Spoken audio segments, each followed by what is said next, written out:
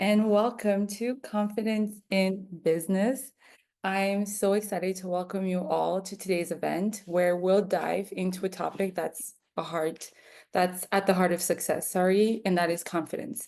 So confidence isn't just about feeling good in the moment, it's the driving force behind making bold decisions, taking opportunities, taking opportunities and ultimately growing a thriving business. We all know that the entrepreneurial journey comes with challenges, but confidence is what allows us to navigate them with resilience and, of course, determination. So today we're so lucky to have Jennifer Seberras here to share her expertise, strategies, and personal experiences and insights that have helped her and countless other women step into their power and achieve their business goals.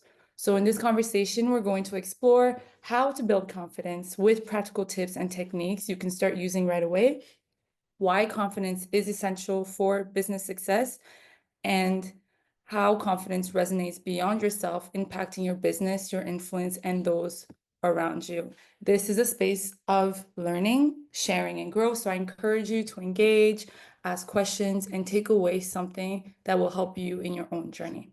My name is Liz Manirakiza. I am a program coordinator with CanWCC or the Canadian Women's Chamber of Commerce. My pronouns are she, her, and I live and work on the lands of the Tsuut'ina, Stoney Nakoda, and Blackfoot Nations, as well as the Métis Nations in a region covered by Treaty 7, colonially known as Calgary, Alberta. The Canadian Women's Chamber of Commerce is the first and only Chamber of Commerce for diverse women-identified and non-binary business owners in Canada. As a Chamber of Commerce, we represent your needs with the government, and our position and title as a chamber gives us access to people who impact change. We exist to improve the quality of life for the over 1 million entrepreneurial Canadian women through advocacy with policymakers, and we aim to build a healthier and more inclusive Canadian economy. We're here to amplify the stories and the voices of diverse women and non-binary entrepreneurs, and of course, to fight for economic equity. So now let me introduce you your host, CanWCC member, Jennifer Seberras. Jennifer knows firsthand the challenges that female entrepreneurs face and the tools needed to overcome them. She was one of the only Black female sole owners of a transportation business in Ontario and successfully scaled her business from zero to multi-millions before selling it in 2024. And her goal is now with Leadershiphub.ca and to help female entrepreneurs grow their business and help them scale both personally and professionally. With all that being said, I will let you, Jennifer, take over. Hello, good afternoon. Thank you for the wonderful introduction. I appreciate it. I just want to take the time to say thank you to everybody who is attending. At the end of it, I'm going to be asking a little bit of Q&A. So if you have any questions, please feel free to ask them. There are no silly questions. I cannot stress that enough. So let's get right into it. I am going to be sharing a little bit a screen shortly, but I just kind of want to introduce you to kind of who I am and give a little bit more information. So my name is Jennifer Seberras. I have been in transportation for 20 years, transport and logistics. I fell into it. And I ended up loving it. I have ADHD, and funny story, most people think that there's a little bit of a stigma behind that ADHD, but I actually found that it's actually my superpower in life, and it especially helped me with transportation. Why? Because with transportation and logistics, there's so many different moving parts. Another reason why I wanted to bring up this topic as well, confidence within business, is a lot of people meet me and they go, wow, you're so confident. If I had your confidence, I'd be able to do this too. Or I don't have your confidence and this is why I can't do this. I don't believe that. I believe everybody can be successful. It's just the mindset. It's you against you. And one of the best things that helped me with my confidence was knowing that I was very, very lucky to grow up where my mother instilled that I was just the most amazing thing on earth. So as I grew up, as I continued to grow up, it really did help me because when I asked her why she kind of continuously raised me like that, she would say, you know, Jen, there's a lot you're gonna see as you get older in life. There's a lot of negativity that will happen because at the time I grew up in a predominantly white area. A little bit about more about how I gained my confidence was when I was younger. I didn't really fit in. I was all over the place because my ADHD, and my grandparents had a farm, and my dad, who was a lovely engineer, couldn't understand how my mind worked. And because of that, he got me into dirt bikes, and from a young age. So I got my first dirt bike at 6, and those are the love of my life. I fell in love with dirt bikes. I've had them for almost 40 years. Street bikes when I was 16. And I remember asking my dad when I was in my 30s. I know I look like I'm 20, but I'm not. But I remember asking my dad when I was in my 30s. I said, "Dad, why did you get me into motorcycles? Like why not my older brother or my sister?" And he said, "Jen, uh, in life, people are going to try to push you down, and you need to look where you want to go. And in motorcycles, the most important rule is to look where you want to go. You don't look down, else you're going to go down. You look forward." So I always took that analogy and I thought, oh, it's pretty cool. So this presentation is going to show you a little bit about how I started. It's true. I grew a business from zero to multi-million dollars. I had over 100 vehicles across Ontario, and I faced a lot of adversity with that. So I'm going to share my screen. Hopefully it works. Be patient with me. I'm not tech savvy. Alrighty, so I'm going to share my screen right now, which I hope this. Okay, does everybody see my screen? Perfect, beautiful. So yes, when I started my business in 2013, I originally started my business as a like a supply chain consultant. So essentially, I started in transportation as a dispatcher originally, and then I worked my way up to supervisor, manager, director, and eventually I left as a vice president of operations. And as I went through the different roles that I was in, and I strategically, at the kind of end of my corporate career, I strategically moved to different places within my sector because I thought it was really important that if I'm going to do transportation or do logistics, I need to have a well rounded understanding of logistics. So I moved, frozen, fresh, little vans to big trucks to rail to planes to boats. And really, as I moved over to pretty much after I was a supervisor, I noticed that there wasn't very many people that looked like me, meaning I was usually one of the only women in any type of management role. And I was certainly one of the only Black women in management roles. And I was in a very diverse area. But as most people know, unfortunately, that's just the way that it goes. So I kind of looked around and I was like, I've been facing this kind of this it's like this thing in me that I felt like I needed to start my own business. I wasn't happy with where I was at. Not that I didn't love the job, but it was really the people. And I remember saying to my boss, because I had had a kind of, not a conflict, but my job was to save money for my employer. And so I said, okay, I will save money with one of our suppliers. And so I went to the supplier, who was a man, and I said, "Okay, you need to cut your rates by A, B, and C." And he went, "Nope."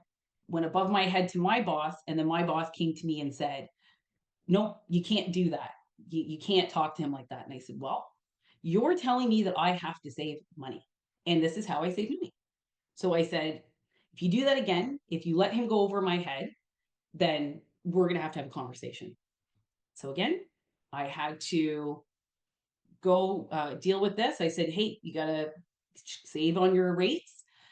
And again, my boss came to me and I called my husband and I said, "I think I'm going to quit my job and start my own business." And my husband said, "Okay, I will make you mushroom soup and grilled cheese." Why? Because when I'm stressed out, I eat mushroom soup and grilled cheese. And I said, "I don't think you hear me, honey. I am going to quit my job that is very lucrative." And he said, "Do you think you can do it?" And I said, "Well, yeah." And he goes, "Okay, give yourself 2 years and let's do it." I said, "All right." Quietly packed up my stuff. I went to my boss's office. I tapped on his desk and I went, "Peace out, Trout." And he tried to, that's exactly what I said. He tried to have me stay, and I thought, no, you know what? And when I left, I'm going to be honest with you, when I left to start my business, I thought, I can do this. I know what I'm doing. It's going to be easy. Well, I started my business in as a consultant. So that was my pretty face when I was young and full of life. And I thought it was going to be not so difficult, right? So my consulting that I originally did was operations and logistics. So helping people optimize their warehouse. And I did it a little bit, but I found quite quickly that people wanted the answers without having to pay me. So I thought, huh, well then. And the last one I did, I went, this guy was so mean to me, was so mean to me. And I held it in because I believe, you know what, if you need to cry, you cry, but you never cry in front of the people. So I held it all in and I ran to my car after and I bawled. And I thought, okay, I'm not this, I'm doing something wrong, right? Because there's all these businesses seem to succeed, but it's me. I need to actually reflect on what I'm doing wrong. So I believe that the universe talks to you. I think everything in life happens for you. And so I went to my next appointment that I had, and wonderful people, I'd seen them a little bit. And the guy said, you know, we need help with transportation. We need help with our deliveries. We're having issues with that. And I was there for something completely different. And I went, I can help you with that. And he goes, okay, I need something moved tomorrow. I went, okay. And the next day or that day I left, I called my sister. I said, you need to be my delivery driver. I said, I just need you to pull up.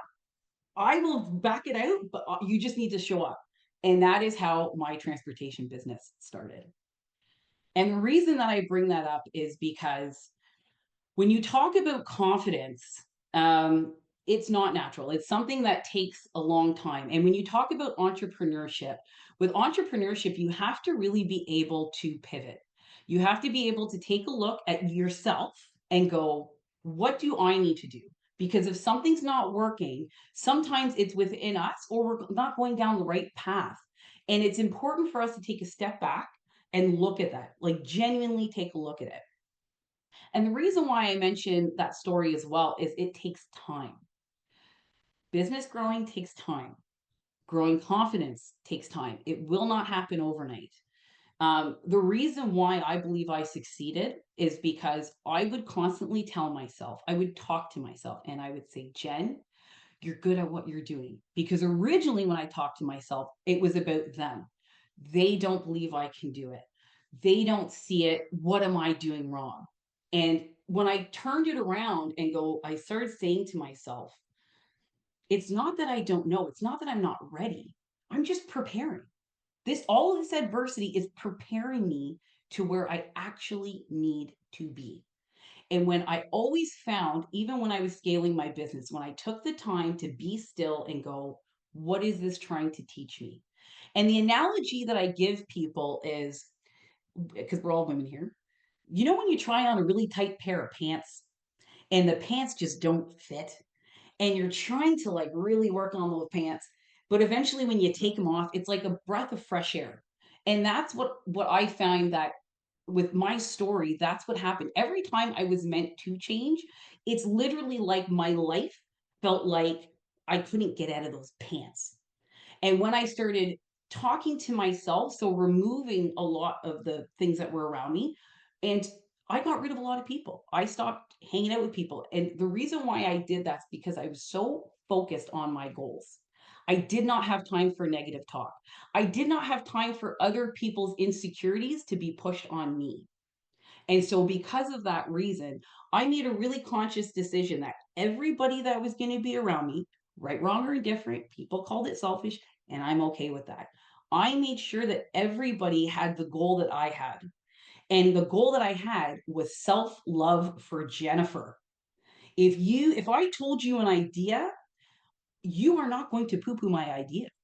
You need to encourage me. And there could be critical encouragement. You could say, okay, you want to do X, but have you thought about Y and Z? And I would go, huh, okay. So the first thing I started to do when I got my lovely sister to drive the first van for me was I literally looked in the mirror And these are the tips and tools I will tell you. I looked in the mirror and I started self love to myself. And I did it for about 30 minutes every morning. And I would literally look at myself in the mirror and I would say, it's going to be an awesome day. It's going to be an awesome day. And some people go, Jen, come on. Everybody says that, whatever. You have to believe it because when you say it for 20, 30, 10 minutes, give yourself 5 minutes. When you say, I'm going to do awesome today, guess what creeps in your mind? No, you're not. No, you're not. And the I'm going to do awesome needs to be louder than the you're not really worth it. Now, the other thing is when you are starting a business and that helps with confidence is understanding your knowledge. You know your knowledge, you know what you're good at. And it doesn't necessarily mean that like you might not have been in the corporate world for that. Let's say you were an accountant, but you want to go into transport, or you're in transport and you want to be a ballerina. A ballerina is a little tough, but if you are confident in what you want to learn, even just learning, even knowing that you have the ability to adapt is so very important because no business is an even flow. But what I do tell people is to make sure that you are consistent in anything that you're doing. And the other thing that I always recommend, and I have a ton of them, and I'm scared to reach to them because I don't want to knock anything over, but I constantly, every day, I have a to-do book. Okay. Every day. Even when I started out, I have to-do books from 20 years ago. And the reason why I do that is because little actions make big impacts. And when I talk about confidence, when I talk to my clients and they say, I'm just not where I want to be. I thought I was going to be somewhere else, but I'm just not there. I would say, you need to look back on your to-do list from even a month ago. And I can guarantee you, you're moving in the right direction. I can guarantee you that even 30 days ago, you are pushing in the right direction. You just don't see it because you're in the middle of it. And once people do that, every time they go, oh my gosh, you're right. I said, I've built a thriving business that I sold in 2024. Every day I wrote a to-do book, every single day. And it doesn't mean that my to-do list got finished ever. It never did. It was continuously writing it down, and I would have really big goals for myself, but I'd also have really attainable goals every day that I would achieve. So, what do people not like to do with growing business? Well, trying to sell your business, right? Going up, doing networking things. I can tell you, I never liked networking. I am not a person to go up to people and say, look at, but in business, you have to, because if you don't advocate for yourself, if you don't show the passion you have for whatever business you have, people, it won't resonate for people. So, what I would say to people is do little actionable things. So, if it's a networking event, go to a networking event. If it's making a video, make a video. And if you go, "Oh, I don't want to make a video because people are going to laugh at me or whatever, those people don't matter. I just made a video on that. And I would say, I have people like, let's say on LinkedIn, and, people always say, don't talk about the negative. I'm going to talk about the negative because I think it's so important for women to hear. So on LinkedIn, you can see who looks at you. People, how many haters look at me on a regular basis? All the time. Do you know why I love it? Because it helps my SEO. So every time they click on my videos, it actually boosts my video higher in the SEO range. So when I see that, I'm like, yes, hate her, yes. Woo-hoo. And the other video I did was I was talking about confidence and just doing it. Post that video. Put yourself out there. Give yourself a business name. Highlight your business because you know what? When you come to the realization that anybody that is being negative to you, they don't matter. Why are people negative towards you? People are negative towards you in business, usually because you are showing their inadequacy with your vulnerability. And I really want that to sink in. When you start a business, when you say, hi, my name is Jen, and I started a business called Leadershiphub.ca that help entrepreneurs, female entrepreneurs grow their business. 9 times out of 10, you're going to have people talk negatively or think negatively or be negative, but that doesn't matter. They don't matter. The fact that I put myself out there is like right now, I'm talking to many different people that I can give advice on what I did to grow my business. That's incredible. And that's being vulnerable. I had one of my clients the other day say to me, She started crying because she's moving forward in her business. And she said, Jen, I really love the fact that you've helped me through this transition and all I'm stuff I'm doing with my business. And I said, that's what I'm here for. And she said, because I read these books and these books would tell me that I'm supposed to do A, B, and C. And if I don't get to that A, B, and C, there's something wrong with me. And I would say most of those people that wrote those books actually never grew anything. And most of the time, when people grow something, they don't want to tell you how to grow it. They want to give you little snippets and all that stuff, but they don't actually want to tell you how to grow it. So I'm here to tell you, if you want to grow business, you need to be vulnerable. You need to step outside your comfort zone. You need to write things down. Write things down. So write little to-do list. I'm going to get one new customer. And then I want you to focus like no tomorrow on that customer persona. And I guarantee you, if you call them, if you know what you're talking about, you will get the customer. So let's talk about knowing what we talk about. So I'm in transport. I love transport. I eat and breathe transport. Um, I was usually one of the only females in transportation. And I'll give you a story. So one of my, which is the most memorable story because he was not very nice to me. So I got this large contract. It was a multi-million dollar contract. And I was parking our vehicles in their facilities. So I had to go see where our vehicles were going for safety. Okay, so I went and I'm talking to this person, and it was a guy. And we're walking a little bit, and he goes, so you like know the owners of Simplify? And I would say, no, I am the owner of Simplify. And he'd go, oh, okay, okay.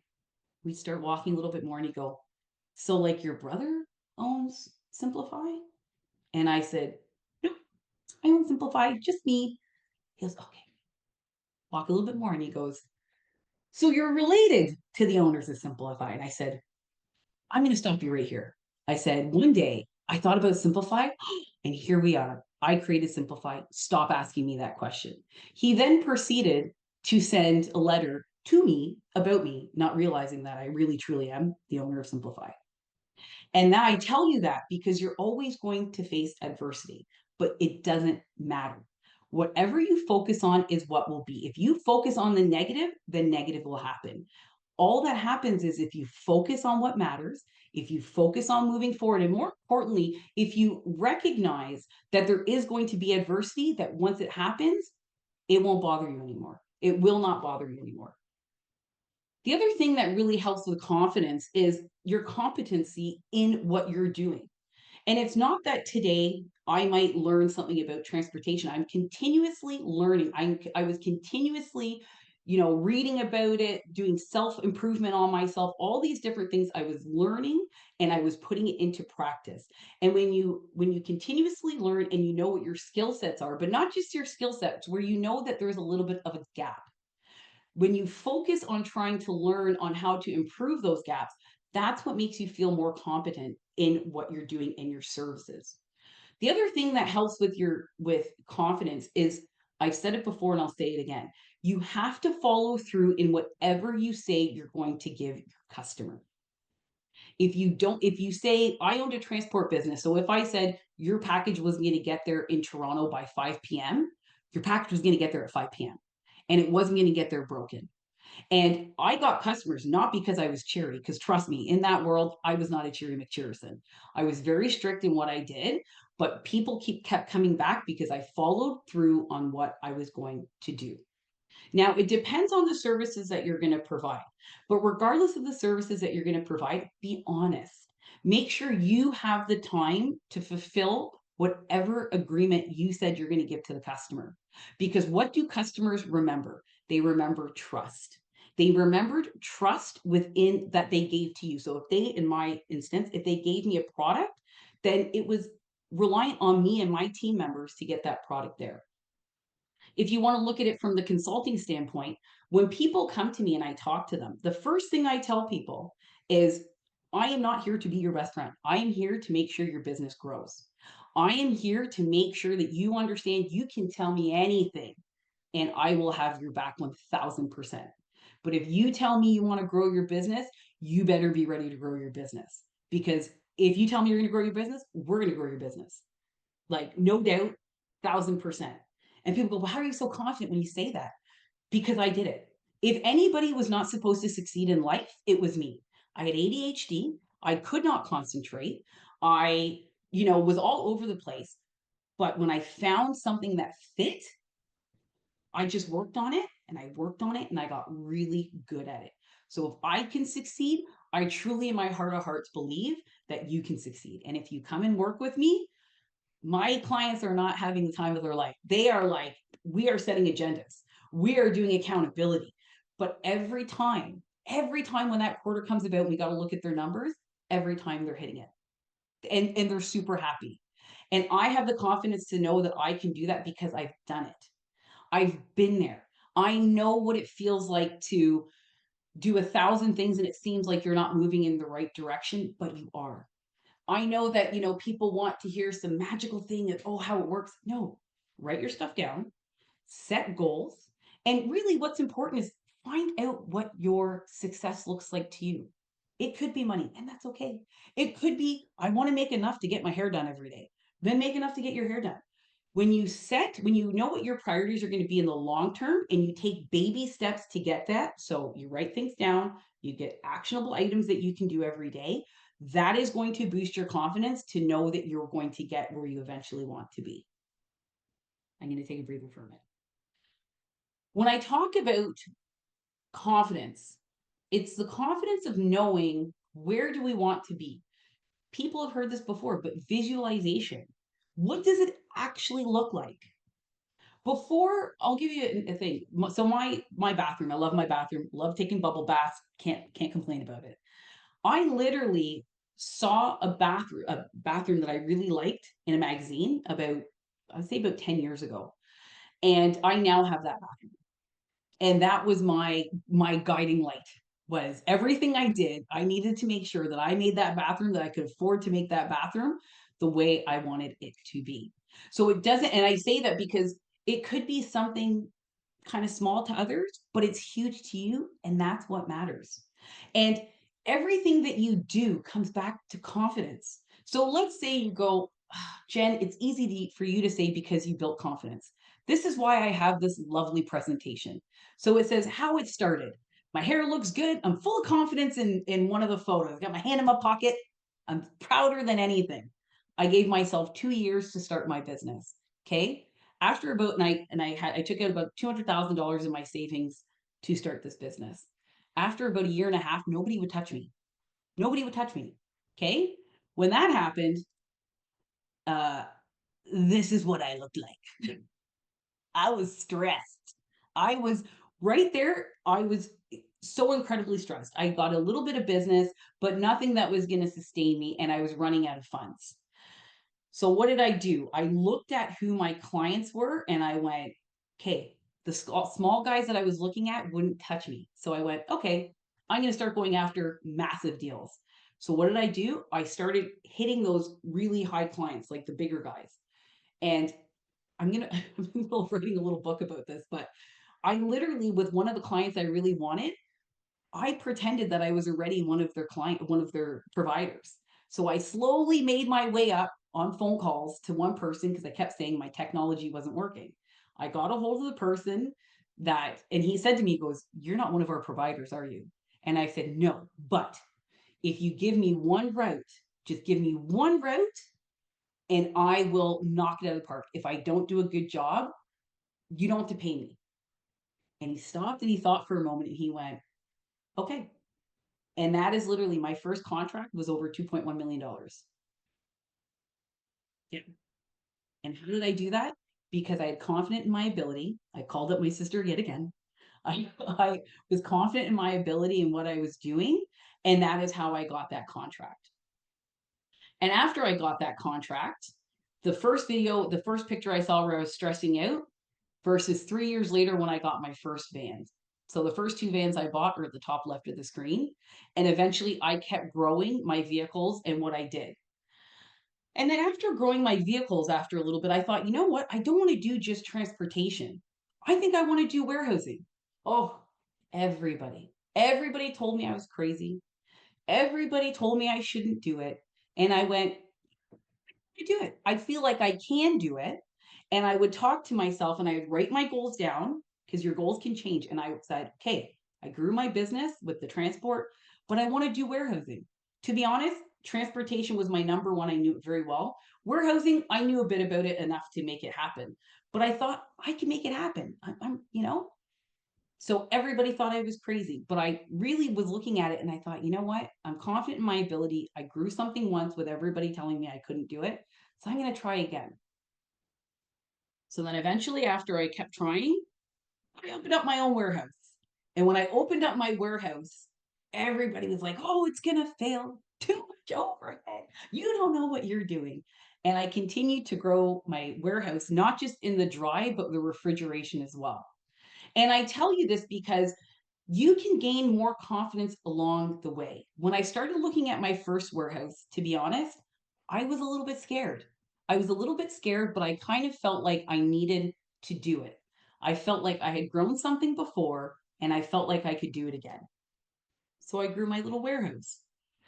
After I grew my warehouse, and this is where Leadership Hub came in, I was able to start speaking to people. And when I started speaking, I started focusing more on women and how I can help women because most women that did interact with me, they would always tell me, I don't think I can do what you do.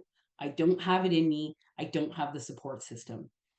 And this is where this is where Leadershiphub.ca was born. I was able to, when I started talking to women about the importance of the confidence, the importance of knowing that they're good at what they do, I saw more women putting themselves out there a little bit more. And I'll give you an example. Sometimes when we look at what is confidence, when we look at that, usually it's because our confidence has been hurt or damaged because somebody has said something to us that we internalize. And when we internalize how other people feel about us, it's like they live rent free in our head, right? So what I started doing when I talk about doing the affirmations in front of the TV or in front of the mirror, when I talk about understanding your skill set, continuing to learn, read, write things down, take little baby steps towards your goals, you will see your confidence continuously grows. When you are an entrepreneur, when you're growing a business, you need to have confidence because as a business owner, as an entrepreneur, you're taking calculated risks. And when you're taking calculated risks to grow your business, you need to be confident in yourself. So put it this way. Take the entrepreneurship out of it. Let's say you were going to apply for a position in your sector, in your area. You know deep down you would be able to get that job because you have the ability to do the job, you have the education or the knowledge to do the job. Everybody talks about education. Education is great. I didn't start getting an education in transportation until I was in transportation. I've got a designation in transportation. I didn't get it until I was already in my business. I remember when I started my business and I said to my dad, I said, oh, I'm in the middle of getting my P-log, which is professional logistician. I said, I'm in the middle of getting my P-log. I can't start my business until I get it. My dad looked at me and he goes, Jennifer, do you think anybody outside of transport knows what a P-log is? Do you think any of your customers know what a P-log is? And I thought, no, they have no idea. And so I just went for it. I just took little steps towards what I wanted to do. And eventually I got the other things behind it, like the education. Um, when you are in a business, I cannot stress the importance of having confidence within yourself. Confidence has nothing to do with monetary value or what you've made. Okay. People believe that they don't. Okay. It has nothing to do with it. In business, it is tough. I don't try to sugarcoat that at all. When you're growing a business, when you're trying, the hardest thing you'll ever do is get people to take money out of their pocket for your service. But you need to be confident in your ability. You need to be confident that you can negotiate pricing. You need to be confident that you are going to face criticism and that's okay. One of the hardest things as a whole that I see with a lot of my clients that are women is when it's time to give their invoice to their customer. So they've done the job, but it's so hard for them to send that invoice. And I always thought that I was like, why are you concerned? You already did your job. You're awesome at what you do. Why do you feel like you're not worthy of the payment? And every single woman that I work with would say, well, I don't want to burden them. I don't want to do this. And I would say, but you did a job. you did a job and you did awesome at that job. So you need to give that invoice. And then they would give the invoice and then they would get paid and they would be happy. The other thing I would say to you, and I kind of mentioned it at the front, was have a tribe. Have a tribe of women. It doesn't matter if it's one, it doesn't matter if it's your auntie or your mom or your sister.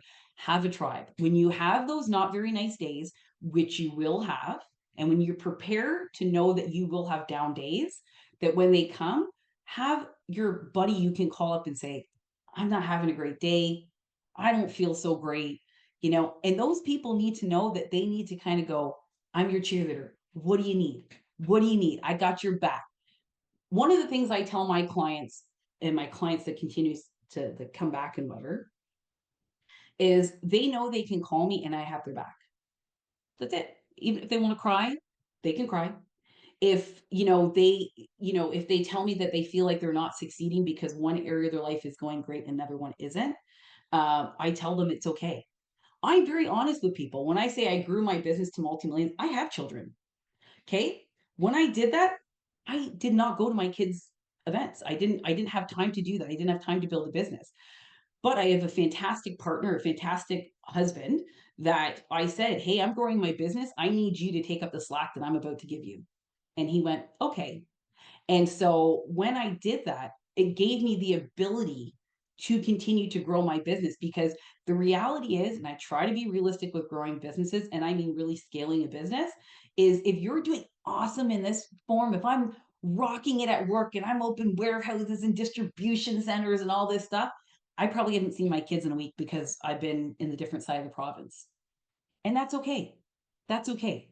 Because you know what? I'm at the point in my life now where I can go spend time with my kids and do all that fun stuff. I had a conversation the other day with my girlfriend that said about work life balance.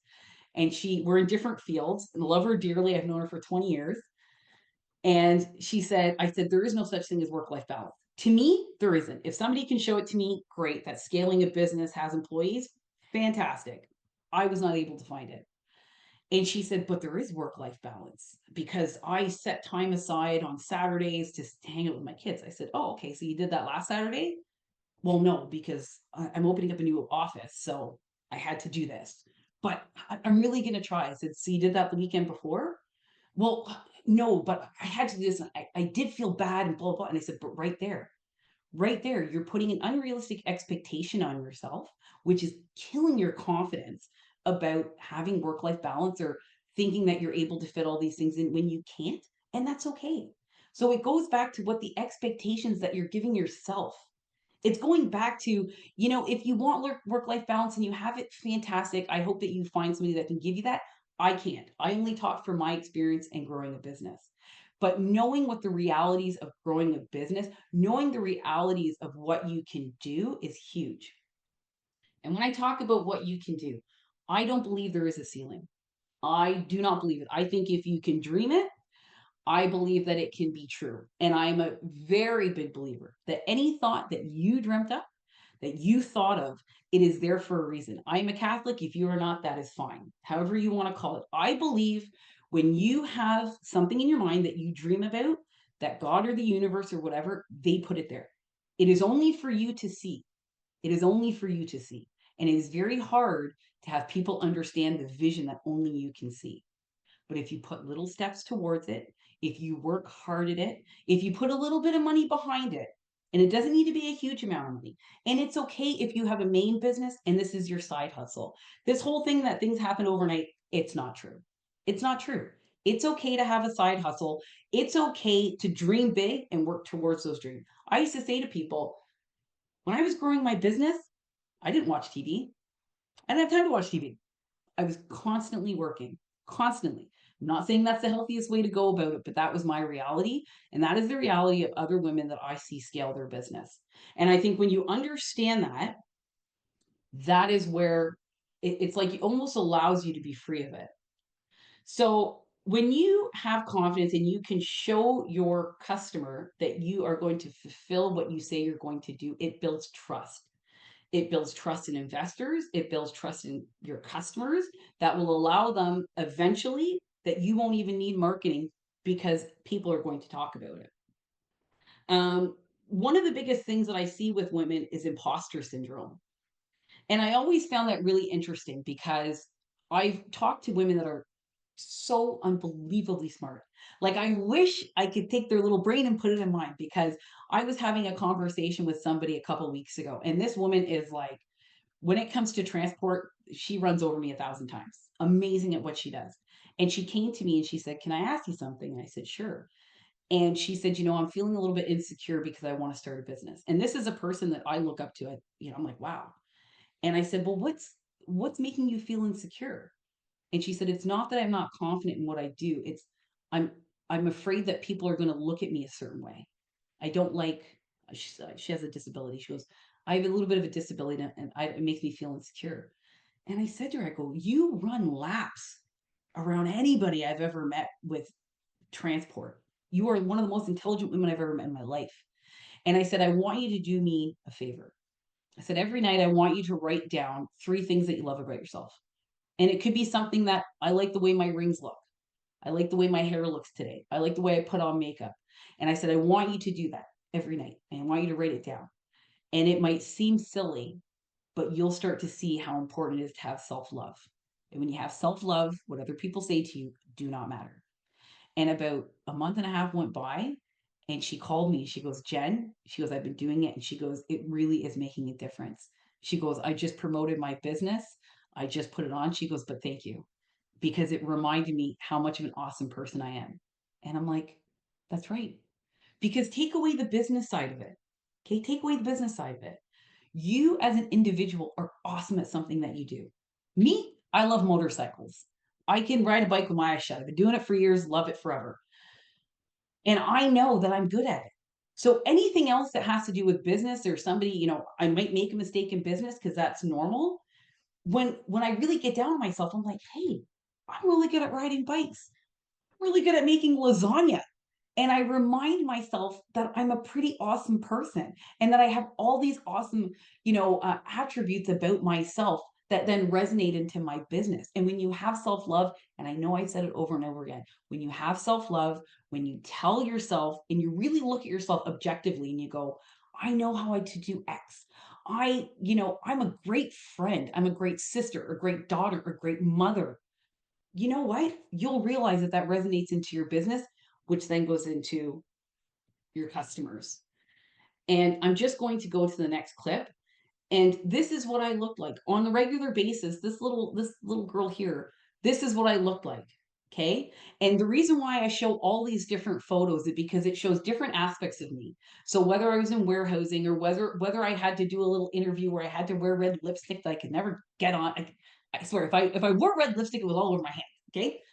But it's showing different aspects of who I am. And what I tell to people that continuously say to me, "Oh, but Jen, you're so confident." And they see, they just see this part of me, and they see, "Oh, I'm a cool girl with a motorcycle." And I know, hey, I'm just like everybody else. I have the days where my hair looks like I got electrified, and it doesn't matter how much I try to do my makeup. I just can't. I feel not great. But I remember, I tell myself, I look at myself in the mirror and I remind myself, there's nobody else that can do you like you do you. And I love you. And I think you're awesome. And even when you have quote unquote failures, it's okay, because I've realized growing a multi-million-dollar business, which is no easy feat, that if you are not nice to yourself, guess what? Other people won't be either. And if I can do it, you can do it. It's that simple. So that's my presentation. I know I might be a little intense in purposes, but I can't stress to everybody that there is something about you that is awesome. That's awesome. And confidence comes from a few simple things. Know what you're doing. Okay. Be honest to your customers in the service that you're providing. Talk kindly to yourself. Look in the mirror every day and tell yourself, even if you don't feel it, tell yourself, "I'm awesome. I'm awesome. I'm awesome at being me." Put little actionable items each day and work towards it. And I guarantee you, as sure as I am sitting here, even if you write something down every day, your little to do list, if you start it today, I guarantee you in 30 days, you are going to be further ahead than you anticipated. And regardless if we talk or not, I can tell you, I will literally be sitting in the back of your mind going, because that's what you need to hear. Because when you start achieving those things, it's pretty awesome. So yeah, that's me. If you have any questions, yeah, I'm gonna take some water. It's I'm a little heated from that. Sorry. I get so like amped up when I talk to women because it's like I wish I could like take my little eyeballs off and show women how I see them. Like the potential of like the fact that even you guys are here right now, you women are here right now listening to somebody else. It's because you want self-improvement. It's because you want to move forward in your life in some type of way. And that itself takes courage. And that's why I'm so passionate about being honest about what building a business looks like, what confidence looks like. At the end of the day, you're already succeeding than where you thought you'd be even a week ago because you're here right now. Oh, so awesome. So awesome. Sorry. Yeah, that's me. Oh, that was amazing. Thank you, Jen. If anyone has a question, feel free to come off the mute, turn on your camera. I do. I have a question. Mhm. First off, thank you for your talk, Jen. I really enjoyed it. This is my first session with the Canadian Commerce Network, so I'm pretty excited to be here. I agree with you in terms of like it's hard to have that work-life balance where it doesn't exist. Like I'm on that side of the perception of it. But I do feel that I am the type of person that tends to like push hard, I hit the wall, and I end up having to have more recovery time to then come back up. So, how do you usually tend to manage your limits so you don't crash completely on that and then completely also crash that self love that you might have? Yeah. So, and that's a great question. And when I talk about there's no such thing as work life balance, I'm talking when we're scaling, like when you're really going hard and scaling. When you're just building, you can put some little elements in. But one thing I would tell you is you need to take time for yourself. So just like you would schedule a meeting every day, you need to schedule your self-love every day. And that could be reading a book, walking your dog, taking a bath, whatever it is, you need to schedule that time for you. And I tell you that because I got very sick in 2020 and it almost killed me. And there were very obvious signs, but because I was working so much, I did not see them. And I realized quite quickly when I was in the CAT scan machine, all the money in the world didn't matter. I just wanted to see my kids and ride my bike. But what I would tell you is take time for yourself. Um, you know, it's good to go hard, but this is why I talk about little actionable steps. It doesn't need to be hard, hard, hard, hard, hard. It's little steps, little baby steps that don't need to seem that big. So whether it's, starting a website, whether it's putting that one post on, something that's small, that's achievable. And the most important thing you have to remember yourself for self-love is if you are not here, if you are stressed out, then it doesn't help anybody. And when you are running a business, when you are doing something that's so courageous and putting yourself out there, you need to take a little time for yourself. 30 minutes a day, that's you taking off your phone. If you have kids, hey kids, I love you. Here's some TV, but I need to just chill. I need to read a book, go for a walk. So that's what I would encourage you to do. Thank you. Should I answer comments that are in the little? Oh, sorry, go Okay. right ahead. I would love to hear more about how you manage your, yeah. So how did I manage my multitasking with ADHD? So honestly, I wrote things down, but because of the way my mind works, which I really believe is my superpower, I was able to not dwell on tasks too much. So I didn't overthink things. It was kind of like, oh, I need to do this, I did it. Oh, I need to do this, I did it. Like one of the things that I saw in my corporate life, like it just people would take a task and it would just like keep going. And it was like, just do the task, write it down, and make sure you get at least one of those tasks that you write down. So if you're having issues with like getting something started, then make sure that you have a quiet room where you can really focus on it. And it might not be a quiet room. So I listen to music all the time. When I need to concentrate, I actually have music going at all times, or I have music in my ears. So you just have to find what works for you, which what brings you back to center. And then that's what I found helped me with ADHD is I wrote things down, I focused on the task, and I would usually listen to music to keep me on focus. You can find me. I'm the girl. And that was the other thing too. One of the things and I want to talk about being vulnerable very quickly. I know I'm on a timeline. So I was very much like, I'm stepping into my femininity and what feminine means to me. So I never wore makeup before. I never did my hair really nice before. I usually looked like a ragamuffin and that was okay. So now I focus on little things. I know what Sephora is now, which is awesome. I know what my undertone is. Fantastic. So in my LinkedIn, I'm actually on a motorcycle and I have flowers behind me. So no, I'm not a florist, but I love flowers. Yeah. Does anybody else have any questions? I'm happy that Becky found my passion and energy infectious. I'm so happy. I'm so happy because I believe everybody can do it. I really, truly believe it. Thank you so much, Jennifer, for that amazing talk. I'm definitely taking home with me a few things, like speaking with love of myself, looking into my to-do list and seeing what I checked off this month and celebrating moving forward. And of course, understanding the reality of entrepreneurship and just accepting it.